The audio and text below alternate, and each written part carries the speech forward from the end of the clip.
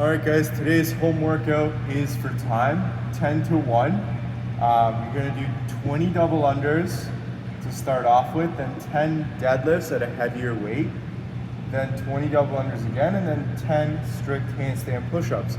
This workout is meant to work on your lower body strength and your upper body strength. So double unders are just in between there to add that cardio component to get the heart rate up.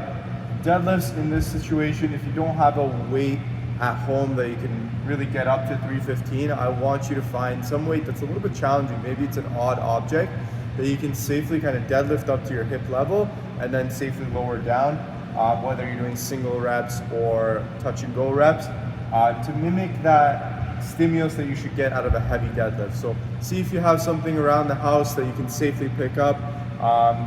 Best things would probably be like any kind of sandbags if you can get that, or a bucket that you can safely kind of pick up. You can use that for your deadlifts. For your strict handstand push-ups today, if you're comfortable going against the wall, we can do that regular strict handstand push-ups, or use some kind of mat or pillow to get your head just a little bit higher. Maybe you're just still working towards getting all the way down to the ground.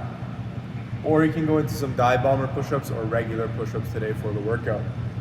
So in this one, we're trying to kind of hit that strength stimulus, so try to find those progressions that will allow you to kind of feel that in the workout. It should be a little bit more of heavy breathing in this one rather than quick kind of gasping your breath for this one. So you should be thinking about really tensing your body when you're doing your deadlifts, that because the weight might be a little bit heavier, so you're really setting your back and chest, make sure you're getting to those right positions.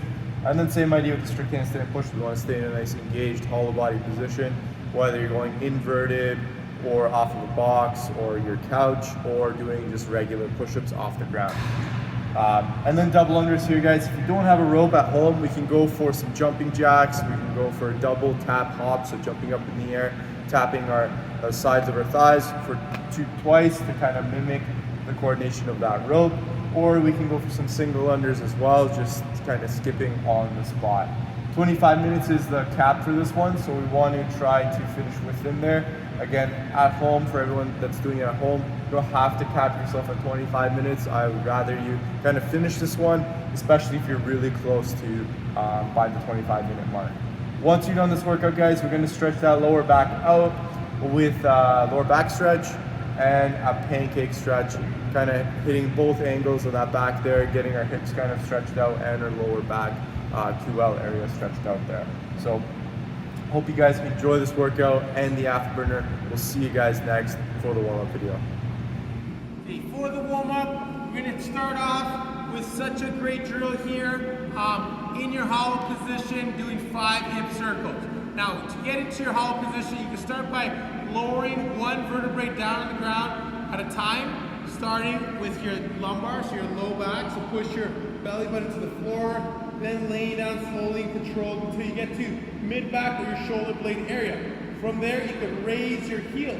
If that's too tough to get into it, another way to get into it is keep your heels up, tuck your chin, roll your chest towards your thighs to round your upper back. If that's hard, you can support yourself with your hand by grabbing your calves behind your knees or your thighs. When you find where your hands you want to keep them, from there you can challenge yourself a little bit further by lowering your heels. Okay, when you find that position that is controlled, activating, contracting your core muscles and is challenging you, stay there. From there you're going to add a hip circle. So you're going to go hip circle for 5, looking at how smooth and controlled that circle is. Okay, then you're going to switch sides. Maybe you want to challenge yourself a little more. You're going to do a nice small circle on both sides. Again, going for 5 on both sides. That's such a great movement because, yes, you're activating your core. You got to stay in control of it. You got to breathe. But that hip circle starts helping you activate the front side as well. So your hip flexors, your psoas, which is it's a muscle that is underdeveloped, or we're not aware of how to activate it. That's a great way. That muscle will help you lift up your thighs, avoid clean up your mechanics, whether you're running, guys, or avoid dropping your chest too much in a squat, or when you're jumping, let's say, onto a box, avoid landing with your chest forward too much, which will keep your stance and your stride or your landing positions a lot lighter on your feet. Okay, so such a great warm-up drill, guys, to do. You're doing, again, 5 on both sides. When you're done that, then single-legged, heels off the ground, single-legged glute bridges. So hip up, back down, hip up, back down. Try not to swing the leg up, just raise your hips, squeeze your bum, back down. Again, going for 15 on both sides. We're doing all that just once. Once you are done that, whether it be dumbbells, kettlebells, a barbell, PVC plank, even bands, we're gonna go into the next part of your warm-up, which is 2 rounds. You're gonna go into your Pendlay Row. So I'm gonna use dumbbells here. Pendlay Row, you're hinging at the hips, so stick your bum back, soften the knees, try to keep your shins vertical, perpendicular to the floor. Drop your chest if you can, without rounding your back, as low as you can. From there, you're gonna retract your shoulder blades, roll it up. If you're using a barbell, try to touch the plates, if you have bigger plates, to the floor. If you're using dumbbells, depending on the size of the dumbbell, you might touch the ground. Mine a little bit small, so I'm not gonna worry about that. I'm gonna row, then I'm gonna extend my arm. I'm gonna row, extend my arm. As I'm doing that, I'm activating my hamstrings, I'm keeping my core tight. I'm focused on that shoulder blade movement, but my entire body has to stay under tension to keep my back flat. You're going for 15 of those. Once you're done the 15, then you're going into a sumo stance. Sumo stance, Romanian deadlift. So, wide with your stance, hinge at your hips, soft knees, touch that object.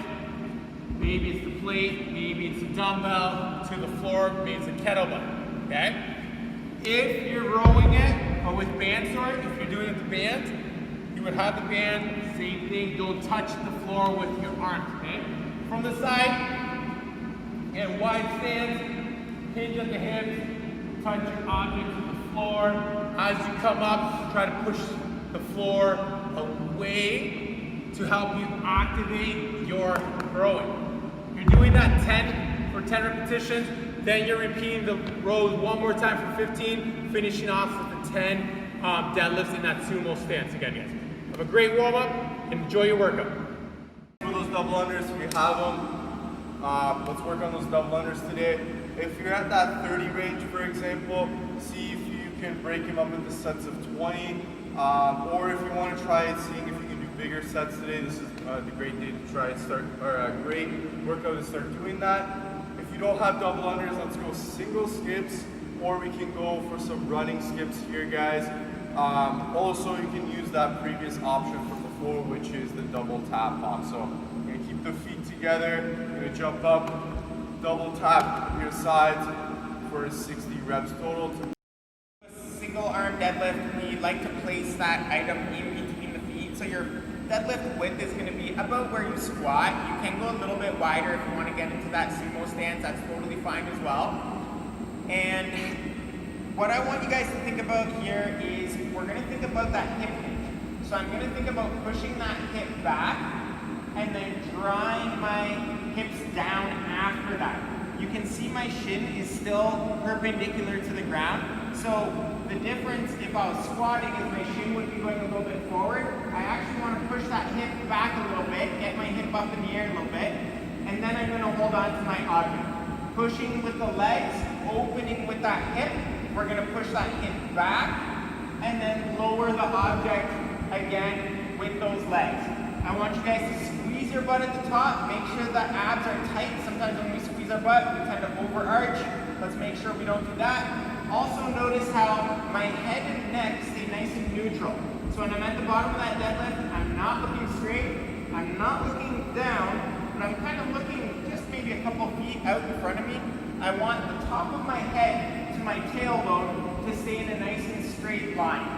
If you guys have the mobility and you find it easier or a different type of challenge perhaps, to stick to your normal deadlift position, so feet under that hip, and we're just gonna keep that dumbbell or kettlebell outside the stance. It makes it a little bit trickier, but it might be a good challenge for you today to do that, as long as you keep that back nice and flat. That's the most important part.